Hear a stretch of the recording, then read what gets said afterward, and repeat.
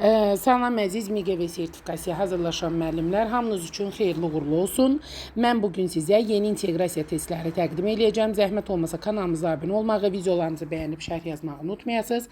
Əvvəlcədən təşəkkürlər və onlayn kurikulum, onlayn müsahibə dərslərimizə qoşulmaq istəyənlər 055 468 89 24 nömrəli WhatsApp nömrəmdən əlaqə saxlaya bilərlər. Keçən suallara və əvvəlcədən də deyim ki, inteqrasiyada elə bir vaoluq bir yenilik yoxdur. Sadəcə yeni inteqrasiya testləri təqdim edirəm. Əvvəllər necə düşübsə qəbula, indi də o formatdadır. Sadəcə bəzi nüanslar var ki, onlara daha çox diqqət etməliyik. Yəni bəzi müəllimlər, bəzi müdavimlər vurğulayırlar ki, tamam köklü dəyişiklik olub, fən üstü dəyişib, fənlər arası olub. Xeyr, elə bir köklü dəyişiklik yoxdur. Sadəcə bəzi məqamlar var ki, orada fənlər arasında daha çox üstünlük verilibdir. İndi inşallah testlərin üstündə bir-bir sizə izah edəcəm. Diqqətlə qulaq asın. Keçək suallarımıza və burada da açar sözləri qeyd eləmişəm. Burada da açar sözlərə baxa bilərsiniz. Onsuz da testlərin üzərində bu açar sözləri vurğulayacağım. Ona görə bir-bir bunların üstündə bir də keçmək istəmirəm. Keçək suallara. Birinci sualda görək nə deyir? Birinci sualda deyir ki, siz 6-cı sinif olaraq bir informatika günü tədbiri keçirmək qərarına gəlmişsiniz. Tədbir üçün sizə 150 AZM büdcə ayrılır. Siz ehtiyacları nəzərə alaraq büdcəni planlaşdırmalısınız. Xərcləri uyğun şəkildə elə tənzimləyin ki, ümumi xərc 150 AZM-dən çox olmasın. Mən burada cümləmə belə deyim də, diqqət eləyəndə mən burada nə görürəm? Bu dərsin içindədir, yoxsa dərsdən kənardadır? Bir ona diqqət eləməliyəm, bir də fənlərlə əlaqəli olub-olmadığına diqqət eləməliyəm. Deyir ki, siz 6-cı sinif olaraq informatika günü tədbiri keçirmək qərarına gəlmişsiniz. Demir, ha, keçirdiniz. Qərarına gəlmişsiniz. Hələ ki, xəyalınızda canlandırırsınız ki, biz bunu belə bir şey eləmək istəyirik. Bu informatika fənnidir. Plus, burada büdcə var. 150 AZN-dən çox olmaq, az olmaq. Yəni, büdcə sözünü harada görəndə, ona əvvəlcədən vurğulum ki, büdcə sözünü harada görəndə fənlər arasında üstünlük verməlisiniz. Çünki büdcə texnologiyada da olur, riyaziyyatda da olur və burada informatikada var. Ona görə bunun fənlər arasını əlimizdə, cebimizdə saxlayırıq ki, fənlər arası var. A, B, D variantlarından biridir. Ancaq burada indi fən üstü varmı, yoxmu? Əgər burada desəydi ki, yəni siz artıq tədbiri keçirirsiniz, sən bunu eləyirsən, yəni ki, fən üstü inteqrasiya siz nə istəyir? Real həyatı mühit istəyir. Yəni metakognitivliyi, öz ailən, öz üzərində olan bir tətbiqi nəzərdə tutur. Biri var fərz elədiyim bir mühit, biri var real həyatda olan bir mühit. Real həyat nədir? Yəni mənim öz başıma gələn, mənim özümün elədiyim, mənim özümün icra elədiyim. O olanda fən üstü olur. Ancaq, yəni həmişədən belə olub, ha? Yəni ilk dəfədir belə deyil. Ancaq mən onu sadəcə zənn eləyirəm, zənnimdə tuturam ki, mən belə eləsəm, təsəvvür eləsəm, fərziyyələrim də, yəni zehnimdə artıq mən bunu canlandıramsa, zehni prosesim varsa, bu artıq olur fənlər arası. Bax, yaddan çıxartmayın. Biri var konkret, lor dildə deyim. Biri var konkret, əlimiz toxunan, yəni İngilis dilinin zisi. Bu sözünə necə deyirik? Zis. Konkret isim. Bu olanda olur fən üstü. Ancaq mücərrəd isim olanda, yəni mücərrədlik olanda və yaxud İngilis dilində də zət zos deyirik də, toxuna bilmirik, kənarda olanda. Bu fənlər arası olur. Baxın, beyninizdə elə çanxlayın. Konkret olanda fən üstüdür, mücərrədlik olanda mücərrəd deyəndə, yəni beynimdə hələ ki canlandırıram. Onda fənlər arası olur. Baxır, çünki beynində canlandırırsansa, orada avtomatik fənlər arası verir. Siz deyə bilərsiniz ki, mənim hardan bilirsiniz ki, fənlər arasında? İstər-istəməz orada hər hansı bir fəndən əlaqəni orada vurğuluyur. Yəni mücərrədlik olanda eləcə fən daxili verə bilməz. Fən üstü verə bilməz. Mütləq orada fənlər arasını vurğulamalıdır. Və burada da informatika və riyaziyyat texnologiya fənlərinin vəhdətini biz burada görmüş oluruq və informatika tədbiri keçirmək qərarına gəlmişsiniz deyir. Ona görə biz burada yalnız fənlər arası götürürük. Ancaq ikinci sualda nə deyir? Siz 6-cı sinif olaraq bir tədbir keçirirsiniz. Baxın, keçirmək qərarına gəlmişsiniz demir, ha, yuxarıdakı kimi. Keçirirsiniz deyir. Tədbir üçün sizə 150 AZM büdcə ayrılır. Siz ehtiyacları nəzərə alaraq büdcəni planlaşdırırsınız. Artıq bizim boynumuza qoyublar bunu. Siz eləyirsiniz. Xərcləri uyğun şəkildə elə tənzimləyirsiniz ki, ümumi xərc 150 AZM-dən çox olmur. Yani sen artık bunu plan olarak çizirsən, beynində canlandırırsan, ona görə bu fən üstü olur. Plus fənlər arası da olur. Çünki burada riyaziyyat, informatika, texnologiya öz yerində dayanıbdır. Ancaq biz bunu bizim belə deyək, konkret olaraq bizim boynumuza qoyublar ki, sən bunu eləyirsən. O zaman nə olur? Konkretlik olanda olur bu fən üstü. Ancaq dediyim ki, mücərrətlik olanda fərz elə, təsəvvür elə, xəyallar aləmində yaşayırsa, bu nədir? Mücərrətlikdir. Belə deyək də, nədir bu kişinin adı? Vygotsky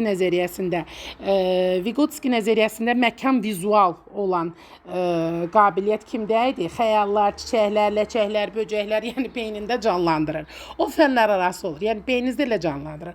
Amma konkretliyi sevən, məntiqi riyazi qabiliyyəti olan. Bu konkretdir. Budur. Yəni bu insanlar artıq belə deyək, fən üstüdür. Metakognitivlik bunlarda yəni fulldur da, metakognitiv insandır.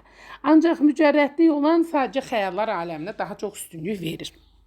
Belə deyirəm, yadınızda qalsın da. Yəni bu il artıq bunu daha çox ön planda tutublar.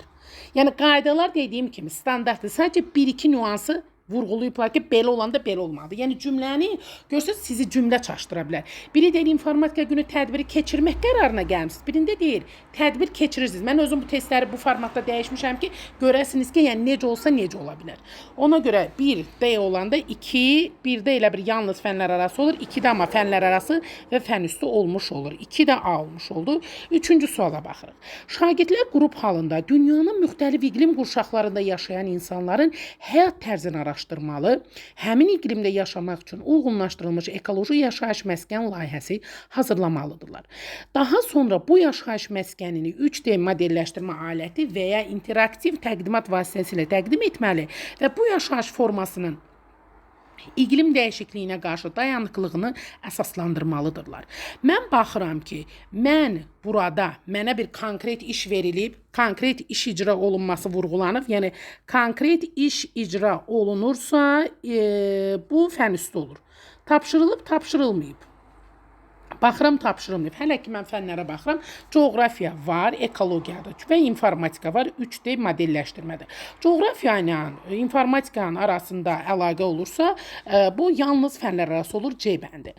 Dediyim kimi, əgər burada desək ki, konkret şagird və plus burada nə var? Qrup halında sözü var, təqdimat, interaktiv, yəni burada artıq qrup halında olunursa, sən artıq belə deyim, yalnız sənin özünə tapşırılmayıb ki, get bunu həyatda elə. Qrup halında varsa, qrup halı harda olur? Evdə yoxsa sinifdə?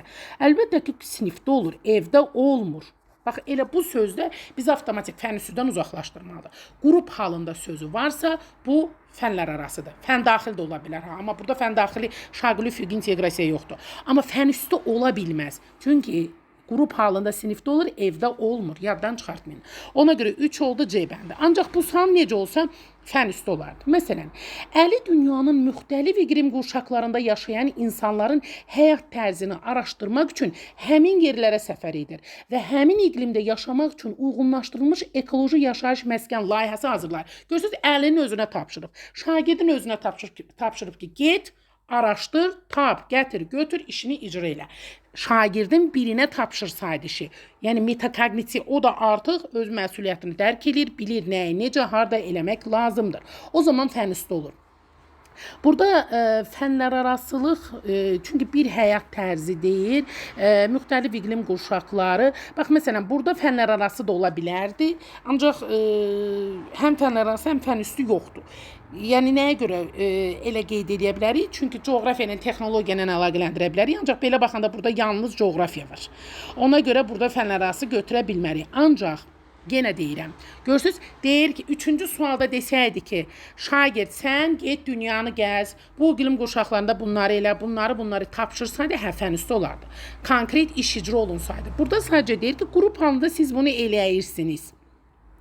Sinifdə olan bir şey fən üstü ola bilməz. Yaddan çıxartmayın bunu. Sinifdə olan iş fən üstü hesab olunmur. Yaddan çıxartmayın bunu. Özünüzdə də qeyd edin. Deməli, burada da oldu A bəndi. Çünki şagirdin məhz özünə tapşırıb ki, get sən bunu araşdır. 4 ona görə A bəndi olmuş oldu.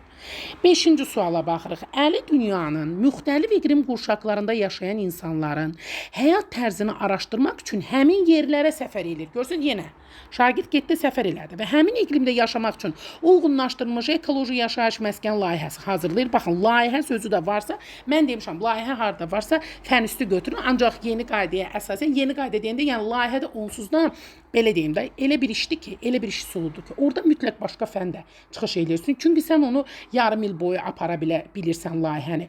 Layihədə bir fən üzrə fikrini cəmləmirsən. Bir neçə fənin burada vəhdəti yer almış olur. Ona görə layihə görəndə fənlər arası da götürə bilərik. Deyir, daha sonra araşdırdığı bu yaşayış məskəni 3D modelləşdirmə aləti vasitəsilə təqdim edir və bu yaşayış formasının iqlim dəyişikliyinə qarşı dayanıqlığını əsaslandırır. Burada həm fən üstü var, həm fənlər arası var. Həm coğrafiyanın, informatikanın əlaqəsi var, 3D var, bir də iqlim qurşaqları var. Həmçinin də fənlər arası, həm də fən üstü var. Çünki məhz əlinin özünə tapşırıqdır. Məhz şagirdin özünə tapşırır. Həmçinin digər fənlərin də əlaqəsi burada yer almış olur. Ona görə burada cavabım fən üstü və fənlər arası D bəndidir. 6-cı sualda deyir ki, tapşırıq sizə sağlam qidalanma planı hazırlamaq tapşırılmışdır. Planı hazırlayarkən şəxsin yaş və sağlamlıq vəziyyətini nəzərə almalısınız. Eyni zamanda şəxsin büdcəsi də nəzərə alınmalıdır. Müəllim sinifdə hansı inteqrasiyanı reallaşdırır? Baxın, elə bunun sualın özündən biz tuturuq ki, müəllim sinifdə. Görürsünüz, evdə demir. Evdə desəydi fən üstü olardı. Plus, burada tapşırıq sözü var. Tapşırıq sözü varsa bu da sinifdə olduğunu göstərir. Yəni 2 dənə bizim açar sözümüz var. Bir tapşırıq sözü, bir də müəllim sinifdə sözü. Bu göstərir ki, mən barbar bağırır ki, mən fənlər arasıyam, fən üstü deyiləm. Və burada bizə demir ki, sən o sağlam qidalanma planını hazırla. Ümumiyyətlə danışır ki, sizə sağlam qidalanma planı hazırlamaq tapşırılıb. Planı hazırlayarkən şəxsin yaş, sağlamlıq vəziyyəti nəzərə almalısınız. Burada sağlam qidalanma texnologiya fənni ola bilər, biologiya fənni ola bilər. Şəxsin büdcəsi deyirsə, bu riyaziyyat ola bilər, texnologiya ola bilər. Yəni bir neçə dənə fənnin vəhdəti burada yer almış olur. Ona görə biz bunu yalnız fənlər arası eləyirik. Bəs bu sual necə olsa mən bunu fən üstü götürərdim. 7-ci suala gəlin baxaq. 7-ci sualda vurğulayır ki, siz özünüzün sağlam qidalanma planınızı hazırlamalısınız. Desəydi, mən bunu yalnız fən üstü götürərdim. Çünki məhz mənim şəxsimə ünvanlanan sualdır. Şəxsimə ünvanlanan bir fikirdir. Metakognitivlik burada yer almış olur. Çünki sırf mənəm burada. Sizin özünüz sağlam qidalanma planını hazırlamalısınız. Mənim özümə ünvanlanır. Ümumi şəkildə demir. Bayaq ümumi şəkildə nə dedi? Sizə sağlam qidalanma planı hazırlamaq tapşırılmışdır. Hələ ki, sən hazırlayasan. Hazırlayana, eləyənə. Yəni, ancaq sənin burada məhz özünün, işin, öz iş icran, öz tədbiqin olsa fən üstü olur. Ona görə 7 A bəndidir. 8-ə baxıram. Siz özünüzün sağlam qidalanma planınızı hazırlamalısınız. Görürsünüz, burada mənim özüm yenə varam, bu fən üstüdür, davam edirəm. Planı hazırlayarkən öz yaş və sağlamlıq vəziyyətinizi nəzərə almalısınız. Eyni zamanda şəxsi büdcəniz də nəzərə alınmalıdır. Görürsünüz, bir neçə dənə fən burada olmuş oldu. Həm riyaziyyat var, həm texnologiya var, həm biologiya var. Həm fən üstü var, həm fənlər arası var. Özüm bu sualları bu formatda eləmişəm ki, görəsiniz ki, necə olanda yalnız fən üstü olur, necə olanda yalnız fənlər arası olur, necə olanda həm fən üstü, həm fənlər arası olur. 8-də D bəndi olmuş oldu. Çünki həm fən üstü mənim özümə ünvanlanan fikir var, həmçində büdcə var, sağlamlıq var, biologiyanın, texnologiya, riyaziyyatın əlaqəsi var. 8 D bəndi. 9-cu suala baxırıq. 9-da deyir ki, siz ailənizin sağlam qidalanma planını hazırlamalısınız. Görürsünüz, ailəmizin, yenə mənim özümü ünvanlanan, mənim ailəmi ünvanlanan fikirdir. Konkret bir istiqamət var.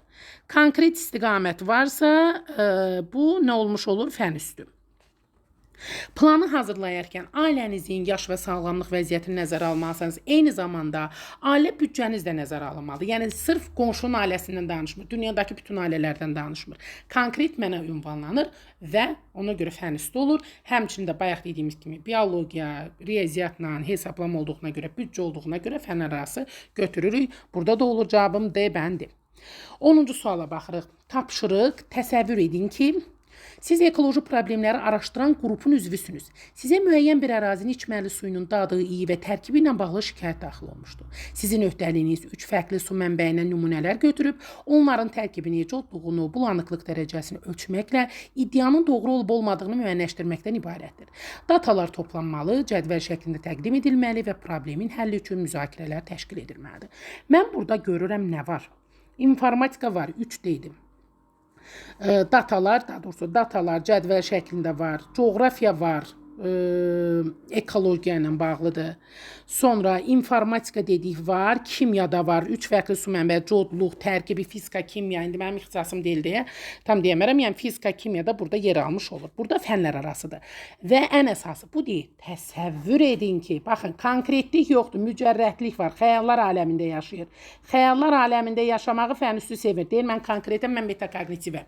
Beynində canlandırır. Ki, təsəvvür elə ki, bu belə olanda belə olur, belə olanda belə olur. Sevmirəm elə tipli insanları, mən konkretliyi sevənəm. Yəni, fən üstü inteqrasiya konkret götürə bilməsə, xəyallar aləmində deyir ki, sən bunu belə elə. Demir, ha, sən get, əlinə stəkan al, bunu ölç, suyu götür, ölç, biç, tərkibini, codluğunu falan elə, datan da topla qəyanımı. Desəydi, hə, mən onu fən üstü götürərdim. Burada sadəcə yalnız fənlər arası olur. Ona görə 10 C bəndi. Amma necə olsaydı, mən bunu fən üstü götürərdim, gəlin 11-ə baxaq. Siz artıq ekoloji problemləri araşdıran qrupun üzvüsünüz. Aha, hamı qaldı qıraqda, mənəm üzvü. Artıq mənəm üzvü, yəni təsəvvür edin, getdi. Bir mənəm artıq. Mənə ünvanlanır ki, sən araşdıran qrupun üzvüsən. Bütün yük elə bir öz çiynimə götürürəm. Yük öz çiynimdə olmuş olur, indi davam edirik. Sizə bircə dəqiqə, sizə müəyyən bir ərazinin içməli suyunun dadı, iyi və tərkibi ilə bağlı şikayət daxil olmuşdur. Sizin öhdəliyiniz 3 fərqli su mənbəyindən nümunələr götürüb, onların tərkibini, codluğunu, bulanıqlıq dərəcəsini ölçməklə iddianın doğru olub olmadığını müəyyənləşdirməkdən ibarətdir və datalar toplanmalı, cədvəl şəklində təqdim etməli və problemin həlli üçün müzakirələr təşkil etməlisiniz. Kim? Mən. Deməli, mən özüm eləməliyəm, bütün yükü götürdüm boynuma. Üzr istəyirəm, deməli bu olur fən üstü. Amma fənlər arası yenə öz yerində qalır. Ha, informatika var, coğrafiya var, kimya var, hamı buradadır. Texnologiyadır, bütün fənlərin əlaqəsi burada yer almış olur. Ona görə A bəndidir. Ümidvaram belə dedikcə beyninizdə canlanır. Çünki qəbulda artıq bunu bu formatda salacaqlar.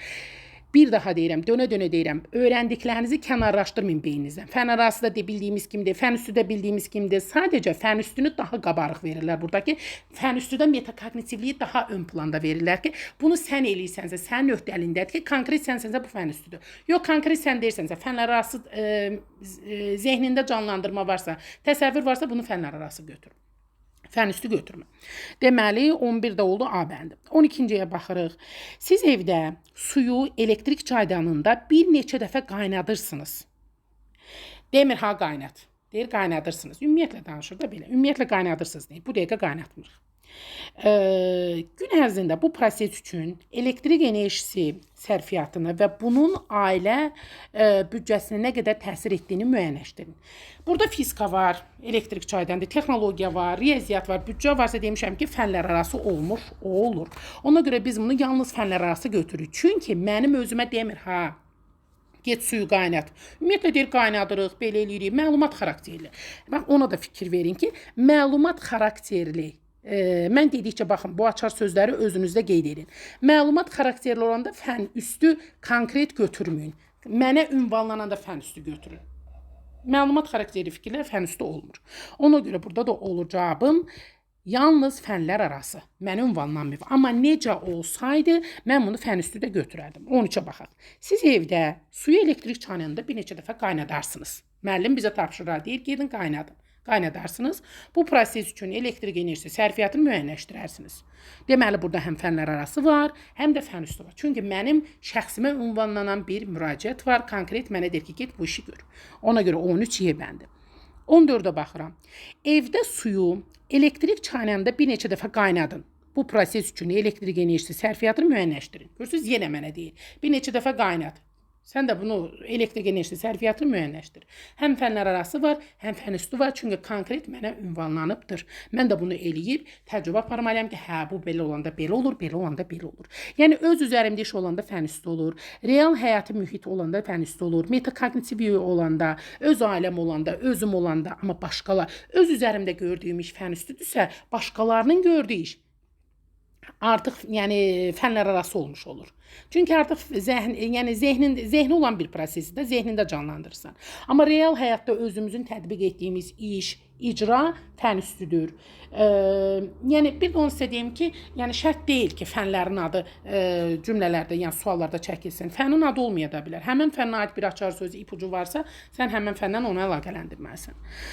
Belə deməli 13Y oldu, 14də Y oldu. Çünki bu da fən üstü və fənlər arası olur və nəhayət 15-ci suala baxıram. Siz evdə suyu elektrik çaydanında bir neçə dəfə qaynatdıqdan sonra gün ərzində bu proses üçün elektrik enerjisi sərfiyyatını və bunun ailə büdcənizə nə qədər təsir etdiyini müəyyənləşdirin. Görürsünüz, yəni bir neçə versiyada vermişəm ki, necə olanda necə olur. Görürsünüz, yenə mənə ünvanlanır. Ona görə mən bunu yenə fən üstü götürürəm və fənlər arasında olduğuna görə fənlər arası qeyd olunur. Cavabım burada da Y bəndi olmuş oldu. Ancaq dediyim kimi desəydik ki, 12-ci suala baxın. 12-ci sual hardaydı? Deydi ki, siz evdə suyu elektrik çaydanında bir neçə dəfə qaynadırsınız. Gözü ümumiyyətlə deyir burada. Biraz söz oyunu var ya, yəni cümlə ona görə həmişə deyirəm, yenə deyirəm, dönə-dönə deyirəm. Sualı oxuyanda diqqətlə oxuyun. Görün birinci sizdən nə istəyir? Bir hərfin belə hökmü var. Qaynadarsınız desə fən üstü olur. Qaynadırsınız desə ümumiyyətlə danışır. Bu fənlər arası olur. Düzdür. Bizi çaşdıran məqamlardır, ancaq həmişə yaxşını düşünmək lazımdır ki, əsas odur bu məqamları tutmuşuq, bilirik, tətbiq eləməliyik, öyrənməliyik və kurikulum həqiqətən də o qədər belə deyim, yaxşı mənadır. Ümumiyyətlə çalışın hər şeyin yaxşı tərəfini görün. Nə qədər siz onu yaxşı bilsəniz, bir o qədər inşallah müəllim kimi fəaliyyətə başlayanda, tətbiq eləyəndə deyəsən, nə yaxşı mən bunu oxumuşam. Deməli, belə olanda belə olur, belə olanda belə olur. Öyrəndiklərinizin hamısı həyatda öz təsdiqini tapacaqdır. O zaman fən üstü inteqrasiyanın da əhəmiyyətini görəsiniz.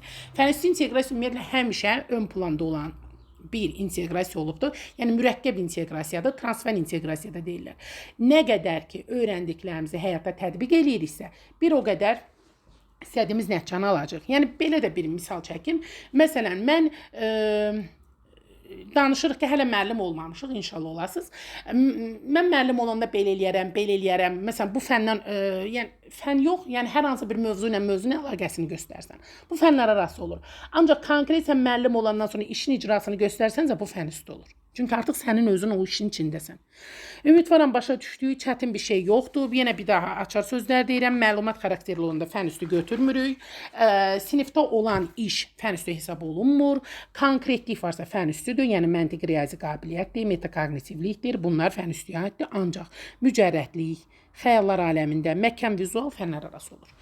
Bu qədər uğurlar, xeyrini görəsiniz. İnşallah qəbulda da istədiyiniz nəticəni əldə edərsiniz. Allah yolunuzu açıq eləsin.